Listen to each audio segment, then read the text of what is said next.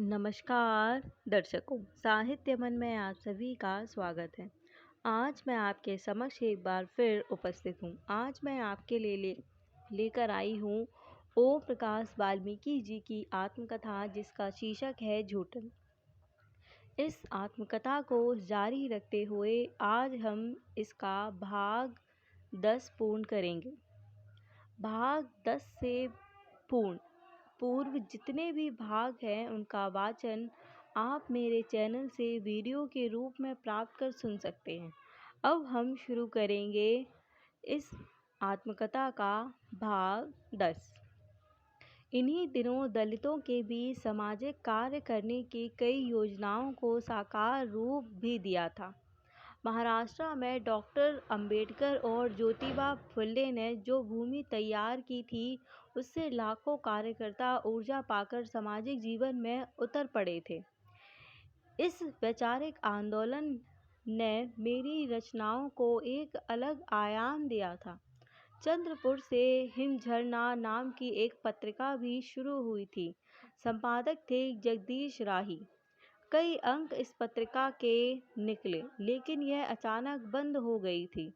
राही मेरे अच्छे मित्र थे, गीतकार भी बहुत ही अच्छे थे, लेकिन उनके साथ कुछ ऐसा घटा कि कोयला खदान की नौकरी से उन्हें हाथ धोना पड़ा। नौकरी गई तो पत्रिका भी बंद हो गई थी और एक दिन सब कुछ समेटकर जगदीश राही ने चंद्रपुर छोड़ दिया था। याद रह गए थे वह कुछ पल जब उनके मधुर गीतों के बीच चंद्रपुर से हिंदी की इस विशिष्ट पत्रिका की योजनाएं बनी थीं। साथ काम किया था। रात रात भर जागकर पत्रिका के प्रूफ पढ़े थे। भीषण गर्मी से झुलसते इस शहर में हिमझरना की कल्पना सचमुच राही जैसे जीवन से भरे लोग ही कर सकते हैं। मराठी कवि लोकनाथ यशवंत भी उन्हीं दिनों चंद्रपुर वापस आ गए थे। ऑर्डिनेंस फैक्ट्री कॉलोनी में आते थे। कई कार्यक्रमों में साथ ही जाते थे। वह कुछ संकोची स्वभाव के थे, लेकिन गंभीर और वैचारिक प्रतिबद्धता से भरपूर। चंद्रपुर में रहते हुए इन सभी के कारण मुझे कभी परायापन महसूस नहीं हुआ था, बल्कि अमरनाथ वर्मा ने तो मित्रता के बीच एक रिश्ता भी कायम कर लिया था। वह चंदा के बड़े भाई बन गए थे और मुझे अक्सर जीजा जी कहकर ही बुलाते थे। बेहद प्यारे थे वह सभी। पद्मा भाभी ने जो स्नेह मुझे और चंदा को दिया था, वह हमारे जीवन की ना खत्म होने वाली पूंजी है। चंद्रपुर ने मुझे कई ऐसे मित्र दिए जो अपनों से ज़्यादा आत्मीय हैं, जिनके बगैर मेरा व्यक्तित्व अधूरा ही रहता था, जिनके स्नेह और विश्वास ने हमेशा हौसला दिया, आगे बढ़ने की प्रेरणा दी। वर्ष 1978 में दलित पैंथर ने मराठवाड़ा विश्वविद्यालय का नाम बदलकर डॉक्टर अंबेडकर विश्वविद्यालय कर देने के लिए एक विशाल जुलूस बम्बई में निकाला था, जिसमें संपूर्ण महाराष्ट्र से दलित पैंथर कार्यकर्ता बम्बई विधानसभा के सामने एकत्र हुए थे। विधानसभा में नामांतर का प्रस्ताव पारित हो गया था, लेकिन सवर्णों ने बहुत बड़े पैमाने पर इस प्रस्ताव का विरोध किया था।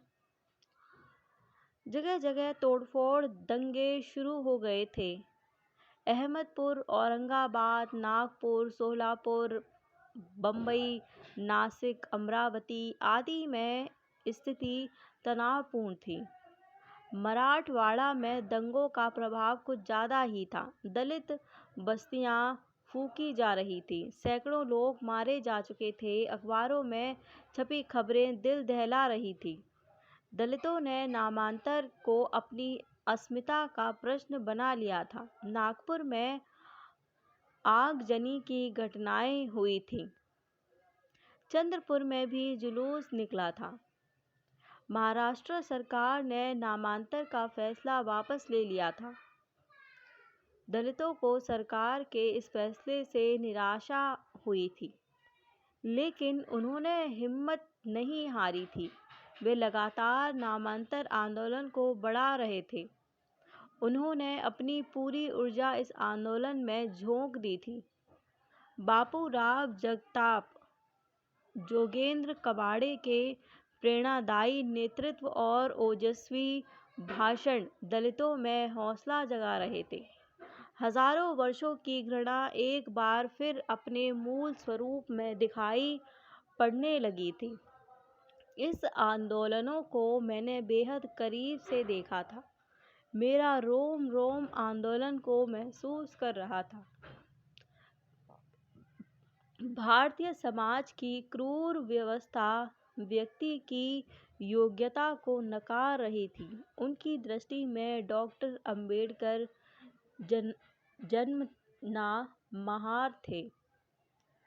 भले ही उनकी विद्वत्ता आकार जितनी ऊंचाई पा जाए, डॉक्टर अंबेडकर ने अपने जीवन काल में दलित अस्मिता की जो लड़ाई लड़ी थी, वह एक ऐसा संघर्ष था जिसने दलितों में आत्मविश्वास जगाया था।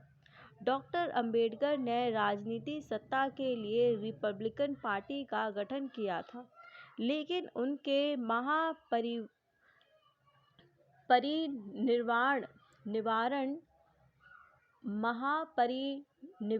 के बाद रिपब्लिकन पार्टी अनेक गुटों में बंट गई थी।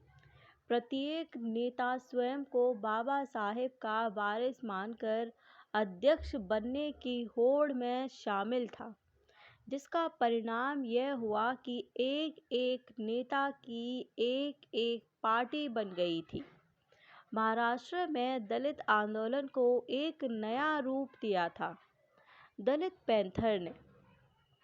दलित पैंथर में नेता और कार्यकर्ता मार्क्सवादी और अम्बेडकरवादी विचारधारा को जोड़कर एक नया प्रयोग कर रहे थे, जिसकी चमक में समूचा महाराष्ट्र एक बार फिर दलित आंदोलन के उत्कर्ष को देख रहा था। लेकिन यह प्रयोग बुरी तरह असफल रहा था। लेकिन दलित पैंथर में जो साहित्यकार सक्रिय थे, उन्होंने मराठी दलित साहित्य को नए तेवर दिए थे। पारंपरिक साहित्य की तुलना में यह साहित्य अधिक जीवंत और प्रगतिशील था, सही अर्थों में आधुनिक भी। उन्हीं दिनों गुजरात में आरक्षण विरोध ने उग्र रूप धारण कर लिया था। ग्रामीण क्षेत्रों में आरक्षण विरोधियों ने बेइंतहा जुलूस ढाए थे। चारों ओर हिंसा का तांडव था।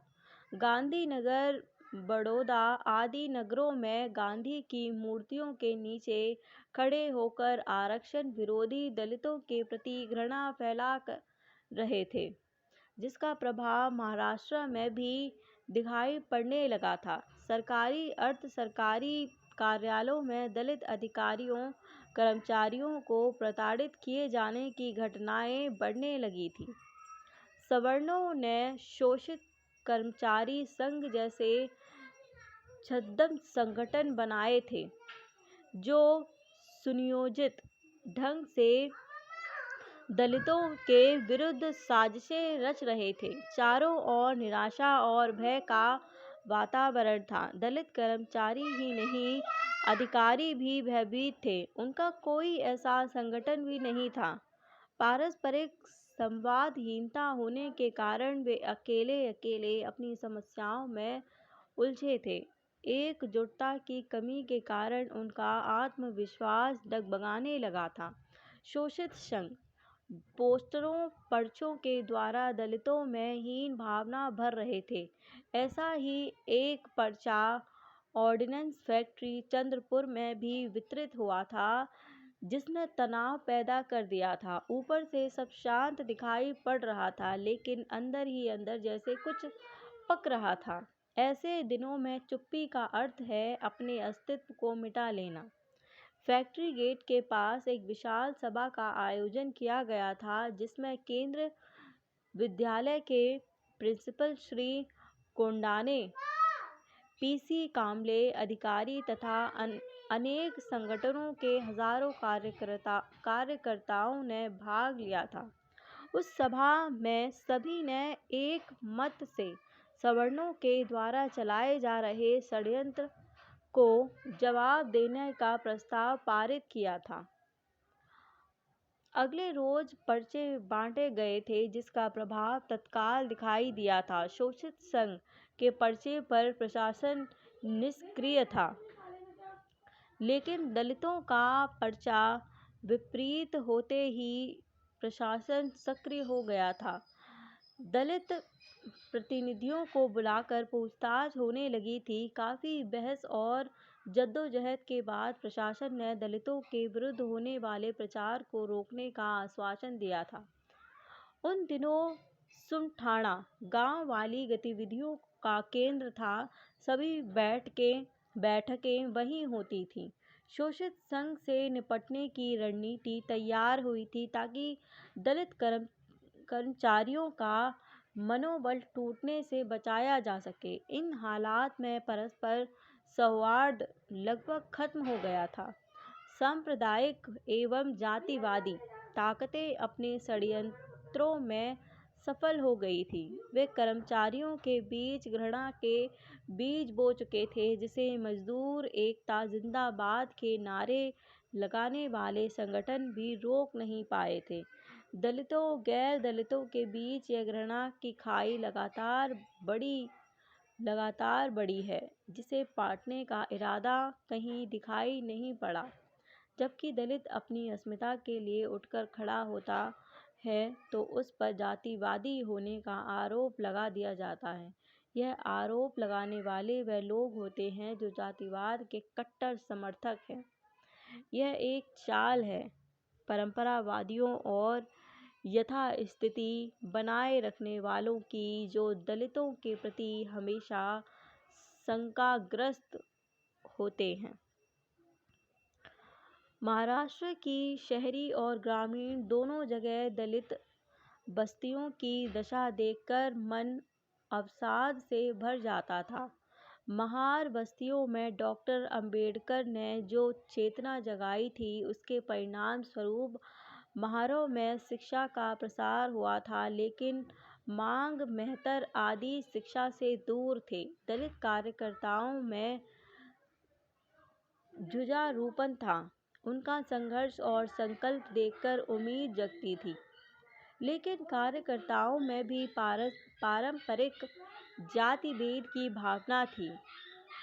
महार, मांग, चमार और मेहतर के भेद वे भले ही बाह्य रूप से बुलाने की बात कर रहे थे, लेकिन आंतरिक रूप में वे स्वयं इन भावनाओं में जकड़े हुए थे। ऐसे पलों में मेरा मन टूटा जाता था। मेहतर बस्तियों में जाने के समय उनकी हिचकिचाहट साफ दिखाई पड़ती थी। अंबेडकर जयंती कार्यक्रमों में भी महार ही अधिक दिखाई पड़ते थे। बाबा साहेब भीमराव अंबेडकर ने बौद्ध धर्म की दीक्षा ली थी। महार भी उनके साथ बौद्ध हो गए थे, लेकिन ऐसे अनेक परिवार थे जो बौद्ध होकर भी हिंदू देवी देवताओं में उलझे थे। मेहतर बस्तियों में बाबा साहेब का संदेश पहुंचा ही नहीं था। जो पहुंचा था वह भी जाति के साथ। जब भी किसी मेहतर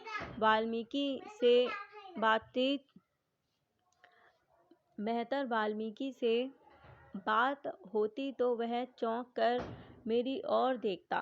बाबा साहेब के लिए उनके मन में आदर था, लेकिन आंदोलन के कार्यकर्ता और नेता उनके मन में विश्वास पैदा नहीं कर पाए थे। वह मेहतर थे, समाज में सबसे नीचे। यह भावना उन्हें आंदोलन में जुड़ने से रोकती थी। वह दलित नेतृत्व को संदेह की दृष्टि से देखते थे। दलित आंदोलन के इस अंतर्विरोध ने उसे कमजोर किया है, जिसका प्रभाव राजनीतिक स्तर पर भी दिखाई पड़ता है। महाराष्ट्र में मेहतर और उत्तर प्रदेश के चूड़ा वाल्मीकि में कोई अंतर नहीं था। बस भाषा को छोड़कर शेष तमाम चीज़ें एक सी हैं। वह भी सूअर पालते हैं, वैसे ही देवी देवताओं की पूजा में सूअर चढ़ाते हैं। शराब अर्पित करते हैं, रीति रिवाज भी एक ही जैसे हैं। दलितों में एक ऐसा भी तबका था जिसमें डॉक्टर अंबेडकर का विचार नहीं पहुंचा था। उसकी हीन भावना सदियों का संताप थी। वह अधिक भयभीत थी, इसलिए अपनी पहचान को छिपाकर रखना उसकी मजबूरी थी। कई लोग ऐसे थे जो दलित थे, लेकिन सवर्णों की कृपा दृष्टि पाने के लिए दलितों से दूर भागते थे, उनके खिलाफ काम करते थे, उनकी गतिविधियों की सूचनाएं सवर्ण लोगों तक पहुंचाते थे। ऑर्डिनेंस फैक्ट्री चंद्रपुर कॉलोनी में अंबेडकर जयंती धूमधाम से मनाई जाती थी।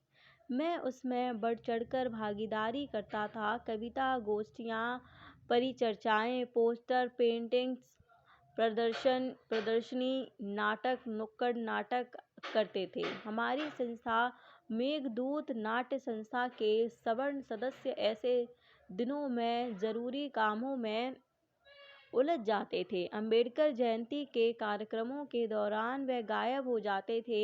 गणेश चतुर्थी, शिवाजी जयंती, जन्माष्टमी और रामनवमी पर ही वे ऊर्जावान होकर मेघदूत नाट्य संस्था के प्रदर्शनों को सफल बनाने की कोशिश करते थे। यह स्थिति अक्सर हमारे बीच के मतभेदों को उभारती थी।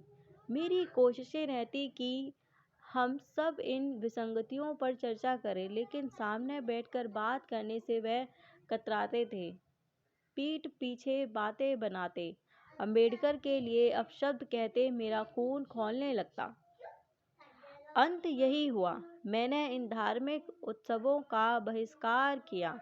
ऐसे रंगकर्मी ढूंढे जो परिवर्तन के आकांक्षी थे। कई दलित नाटकों का मंचन किया। ऐसा ही एक नाटक था बम्बई नगरी, दया पवार का लिखा हुआ। नागपुर विश्वविद्यालय का एक अधिवेशन चंद्रपुर में हुआ था। मेघदूत नाट्य संस्था के नाटक का मंचन हुआ था। कई बुद्धिजीवियों, लेखकों, अध्यापकों ने इस प्रस्तुति का सार्थक टिप्पणियां की थी। गांव से चिट्ठी आई थी, माँ बीमार है। मैं और चंदा गांव गए थे, 1 हफ्ता रुके थे। माँ ठीक हो रही थी, लेकिन सूख कर कांटा हो गई थी। माँ को इस हालत में देखकर मैं अपने आप को कमज़ोर पाने लगा था। कहीं जैसे सब कुछ बिखर रहा था, सब कुछ जैसे मुट्ठी से रेत की तरह फिसल रहा था। चंद्रपुर आने के 1 सप्ताह बाद ही माँ गुजर गई थी, लेकिन मुझे 2 महीने बाद खबर मिली थी। गांव से देवेंद्र ने पोस्ट कार्ड लिखा था, जो घूमते घूमते 2 महीने बाद मिला था। कार्ड पढ़कर मैं अपने आप को संभाल नहीं पाया था। माँ की अंतिम यात्रा में शामिल नहीं हो पाने की पीड़ा कांटे की तरह मेरे सीने में गड़ गई थी, जिसे इतने वर्षों बाद भी भूल नहीं पाया हूँ। पिताजी ने तार कराया होता तो शायद मैं समय पर पहुँचता, लेकिन शिकायत करने का कोई औचित्य नहीं था। माँ के गुजरने के बाद पिताजी भी बीमार रहने लगे थे। मुझे लगातार यह एहसास टीस दे रहा था, माँ की तरह जैसे पिताजी भी ना गुजर जाएं। वही हुआ। उन्हें देखने गया था। जिस दिन लौट रहा था उसी रोज उनका देहांत भी हो गया था। मैं शायद ट्रेन में था उस समय। चंद्रपुर आकर कई दिन बाद चिट्ठी मिली थी। माँ और पिताजी की अर्थी को कंधा देने का अवसर मुझे नहीं मिला था। जिसे बनाने में वे संघर्ष करते रहे, वही उनसे इतना दूर हो गया था। एक ऐसा दुख जिसे मैं अपने मन के तहखानों में छिपाकर बैठा था। कानपुर में आर कमल थे। निर्णायक भीम पत्रिका निकालते थे। मेरी रचनाएं लगभग प्रत्येक अंक में छापते थे। एक कार्यक्रम में उन्हें चंद्रपुर बुलाया था। वह एक जुझारू व कर्मठ व्यक्तित्व के धनी थे। हिंदी में डॉक्टर अंबेडकर के विचारों का प्रसार कर रहे थे। हिंदी दलित पत्रिकाओं में निर्णायक भीम ने एक खास जगह बनाई थी। दलित रचनाकारों को एक मंच मिला था। महाराष्ट्र के दौरे से लौटकर उन्होंने लिखा था कि हिंदी प्रांतों में दलित चेतना का ऐसा उभार अभी नहीं आया है। इस विषय में लगातार प्रयत्न करने होंगे। ऐसे ही मोहनदास नेमिशराय भी आए थे। कई जगह उनके कार्यक्रम रखवाए थे। नेमिशराय उन दिनों स्वतंत्र लेखन कर रहे थे। मेरी गतिविधियां सिर्फ महाराष्ट्र तक सीमित नहीं रह गई थी। मध्य प्रदेश के कई नगरों में दलित समस्याओं को लेकर कार्यक्रम हुए थे। जैसे जैसे दलित आंदोलन में मेरी सक्रियता बढ़ रही थी, मेरे आसपास के लोग मुझे शक की निगाह से देखते थे, जैसे मैं उनके वर्चस्व को तोड़ने के काम कर रहा हूँ। ऐसे लोगों में ज़्यादातर सवर्ण ही थे। इसका असर कार्यालय के सहकर्मियों में भी दिखाई पड़ने लगता था। चंद्रपुर जिले के सुदूर ग्रामीण अंचलों में आधुनिक प्रगति और सभ्यता का नामो निशान भी नहीं था। स्त्रियां ऊपरी भाग पर कोई वस्त्र नहीं पहनती थी। खान पान भी बेहद निम्न स्तर का। वनों का आधारित खेती के नाम पर सिर्फ ज्वार और मोटा चावल, वह भी वर्षा के भरोसे। इन गांवों में घूम फिरकर जिस भारत के दर्शन हुए थे, वह घोर निर्धन और अंधविश्वासों में डूबा हुआ था। ऐसे ही एक गांव में एक तांत्रिक ने खेत की फसल बढ़ाने के लिए एक बच्चे की बलि दे दी थी। हम 5-6 मित्र उस गांव में गए थे। लोकमत मराठी दैनिक ने समाचार छापकर पूरे देश का ध्यान इस घटना की ओर खींचा था।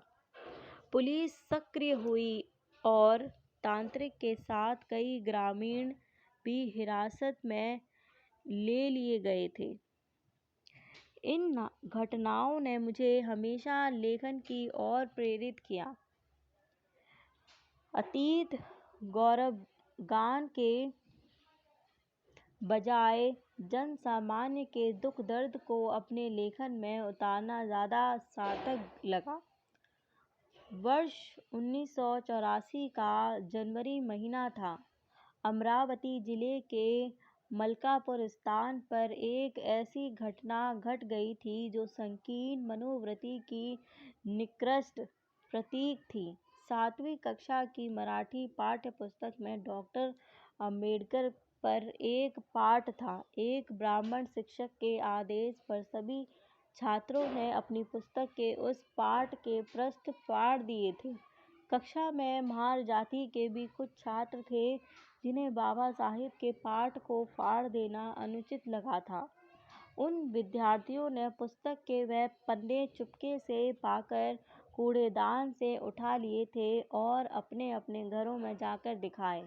बात फैल गई थी। विरोध शुरू हुआ। किसी ने घटना का ब्यौरा मय फटे पन्नों के लोकमत मराठी अखबार के नागपुर कार्यालय को भेज दिया। लोकमत ने उन पन्नों के चित्र समाचार सहित छाप दिए। समाचार छपते ही विदर्भ में जगह जगह विरोध और निषेधात्मक जुलूस सभाएं होने लगी। दलित अस्मिता का प्रश्न बन गई थी यह घटना। भद्रावती में भी एक बड़ी सभा हुई थी। कई हजार लोग इस सभा में आए थे। भद्रावती के आसपास के गांव से जत्थे के जत्थे आए थे। इस सभा को संबोधित करने का अवसर मुझे भी मिला था। अधिकतर वक्ताओं ने मराठी में वक्तव्य दिए थे। मैं हिंदी में बोला था। मेरे लिए यह एक नया अनुभव था। भीड़ में सुगबुगाहट थी। दलित आंदोलन से जुड़ने का एहसास मुझे तीव्रता से महसूस हो रहा था। विद्रुप चेहरा शीर्षक से कविता उन्हीं दिनों लिखी थी। जिसे कई पत्र पत्रिकाओं ने छापा था। यह आंदोलन दिन प्रतिदिन तेज हो रहा था। कई स्थानों पर सवर्णों ने दलितों की सभाओं और जुलूस पर पथराव भी किए थे। पुलिस निष्क्रिय थी। शिक्षा विभाग की ओर से भी उस शिक्षक के विरुद्ध कोई कार्यवाही नहीं हुई थी। जगह जगह निषेधात्मक सभाएं हो रही थीं, लेकिन प्रशासनिक स्तर पर मामले को रफा दफा करने की कोशिश जारी थी। दलितों में स्वाभिमान जाग रहा था। इस घटना ने मुझे बहुत गहरे तक प्रभावित किया था। मेरा अधिक से अधिक समय दलित बस्तियों में गुजरने लगा था। ऑर्डिनेंस फैक्ट्री कॉलोनी के पास सुमठाड़ा गांव था। भद्रावती तहसील थी, जहां दलित बस्तियों में अनेक सामाजिक कार्यक्रम चलाए थे। स्कूल भी खोले गए थे और अनेक साथी पहले से ही सक्रिय थे। कई संस्थाएं थी। उमेश मेश्राम भद्रावती में एक संस्था चला रहे थे। स्कूल और पुस्तकालय भी, जहां डॉक्टर अंबेडकर और बौद्ध साहित्य प्रचुरता में उपलब्ध था। उमेश मेश्राम अपने कार्यक्रमों में मुझे अक्सर बुलाते थे। भद्रावती में एक प्राचीन बौद्ध गुफा थी, जहां बुद्ध पूर्णिमा को बुद्ध जयंती के अनेक कार्यक्रम होते थे। उमेश मेश्राम और उनके साथियों ने मिलकर बौद्ध साहित्य सम्मेलन का आयोजन किया था, जिसमें मराठी के अनेक दलित साहित्यकारों से भेंट हुई थी। ज्योति लांजेवार, भीमसेन टेटे, लोकनाथ यशवंत, भगवान ठग आदि से परिचय बढ़ा था। डॉक्टर गंगाधर पांतावड़े जी से पत्र व्यवहार तो था, लेकिन कभी मिलने का अवसर नहीं आया। एक दिन अचानक लोकनाथ यशवंत ने खबर भेजी कि पांतावड़े गुरुजी बाबा आमटे के आश्रम में होने वाले आनंद मेले में भाग लेने आ रहे हैं। डॉक्टर गंगाधर पांतावड़े जी को अधिकतर साथी पांतावड़े गुरुजी ही कहकर संबोधित करते थे। आनंद मेले में लगभग प्रति वर्ष में जाता था। बरोरा में स्थित बाबा आमटे का आश्रम था, जहां कुष्ठ रोगियों का इलाज करके उन्हें स्वावलंबी बनाया जाता था। इसी आश्रम में प्रत्येक वर्ष आनंद मेले का आयोजन होता था। महाराष्ट्र के तमाम साहित्यकार, बुद्धिजीवी, कलाकार इस मेले में आते थे। 2 दिन चलने वाले इस मेले में सभी लोग सहज भाव से शामिल होते थे। पुल देशपांडे, मराठी के सुप्रसिद्ध रंगकर्मी, व्यंग्यकार, कथाकार से यही मुलाकातें हुई थी। वसंतराव देशपांडे, भीमसेन जोशी, किशोरी अमोनकर आदि का गायन भी आनंद मेले में ही सुनने का अवसर मिला था। लोकनाथ यशवंत ने मिलाया था। पांतावड़े गुरुजी सहजता से मिले थे। न कोई दिखावा, न आडंबर, न बौद्धिकता का ढोंग। हिंदी के उच्चारण में मराठी का प्रभाव था। बहुत धीमे धीमे बोल रहे थे, लेकिन शब्द जैसे एक गहन अनुभूति से पके हुए। कई दिन तक इस छोटी सी मुलाकात का नशा मेरे मन पर छाया रहा। पांतावड़े गुरुजी ने मेरी कविताओं का अनुवाद मराठी में किया था। सचमुच मुझ जैसे एक अनजान कवि के लिए एक बड़ी उपलब्धि थी। अस्मिता दर्श पत्रिका ने मराठी दलित साहित्य के लिए एक ऐसा मंच तैयार किया था, जिसने एक नए रचनाकारों को ऊंचाई दी थी। डॉक्टर गंगाधर पांतावणी जी ने संपादक के नाते अपना कर्तव्य निभाया था। उनका योगदान दलित साहित्य में मील का पत्थर है। कुरैशी से एक कवि सम्मेलन में मुलाकात हुई थी। महाराष्ट्र पुलिस में सब इंस्पेक्टर थे। हम उम्र मिलनसार साहित्य अभिरुचि के दुबले पतले कुरैशी नागपुर के रहने वाले थे। अनिच्छा से पुलिस की नौकरी में आए थे। पुलिस वाला बनने में उन्हें वक्त लगा था।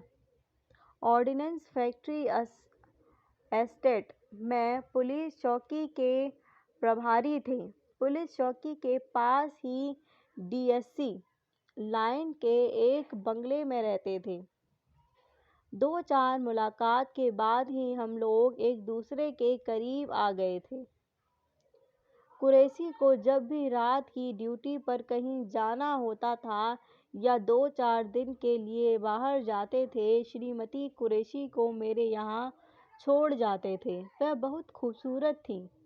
पुलिस लाइन में उन्हें अकेला छोड़ना कुरैशी को स्वीकार्य नहीं था। कई बार तो रात 2-2:30 बजे भी वह श्रीमती कुरैशी को मेरे यहाँ लेकर आए थे।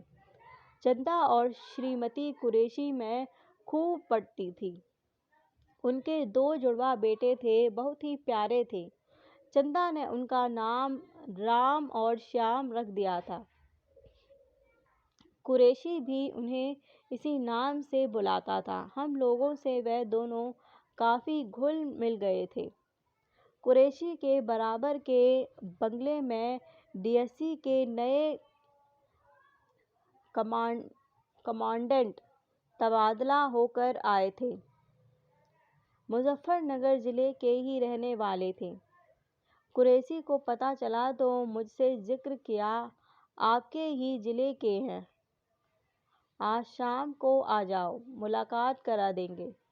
मैंने कोई विशेष इच्छा व्यक्त नहीं की थी। कुरैशी ताड़ गया था, कुछ नाराज भी हुआ था। अजीब आदमी हो, अपने ही जिले का व्यक्ति इतनी दूर मिल जाने पर भी खुश नहीं हो। मैंने कहा, क्या होगा मिलकर? मिलते ही पहले जाति पूछेगा। जाति पता चलते ही उसके मुंह का स्वाद बिगड़ जाएगा, फिर भला मुझे क्या खुशी होगी। कुरैशी ने अजीब सी कड़ुबाहट से कहा था, वाल्मीकि, तुम इस खोल से बाहर कब निकलोगे?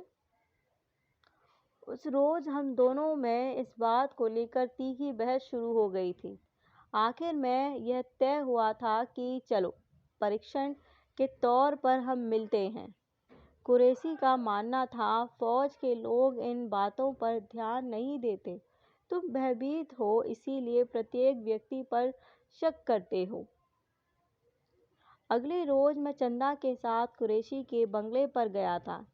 श्रीमती कुरैशी के हाथ की बिरयानी खाने का स्वाद ही कुछ अलग था। चंदा को वहीं छोड़कर मैं कुरैशी के साथ कमांडेंट के बंगले पर गया था। वह बरामदे में ही मिल गए थे। कुरैशी ने मेरा परिचय कराया, सिर्फ ओम प्रकाश ही नाम बताया था, वाल्मीकि को गोल कर दिया था। कमांडेंट साहब गर्मजोशी से मिले थे। यह सुनकर खुश हुए थे कि मैं बड़ला का रहने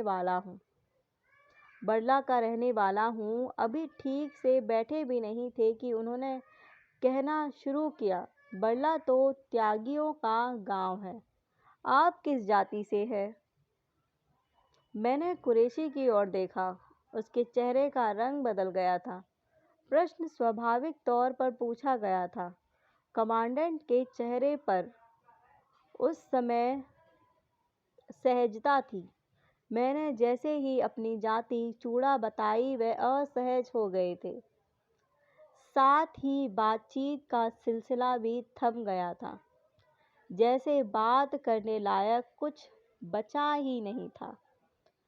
कुरैशी के लिए यह नया अनुभव था। मैंने कुरैशी से कहा कि चलें, या कुछ और बाकी है? कुरैशी का मूड उखड़ गया था। वह उठकर खड़ा हो गया था। अच्छा कमांडेंट साहब, चलते हैं। कुरैशी और मैं उनके बंगले से बाहर आ गए थे। अगले रोज कमांडेंट ने कुरैशी को समझाने की कोशिश की थी। कुरैशी साहब, हमारे जिले में इन्हें मेरी ओर इशारा था, नीच जात माना जाता है।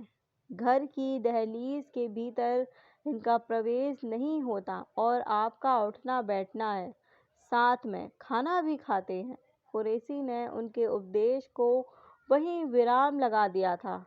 उस रोज के बाद उन दोनों में दुआ सलाम भी खत्म हो गई थी। कुरैशी मेरे और करीब आ गया था। यहाँ ये भाग समाप्त होता है। मेरा वीडियो देखने के लिए धन्यवाद। मैं आपसे फिर मिलूँगी एक नए भाग के साथ। तब तक के लिए आप सभी को नमस्कार।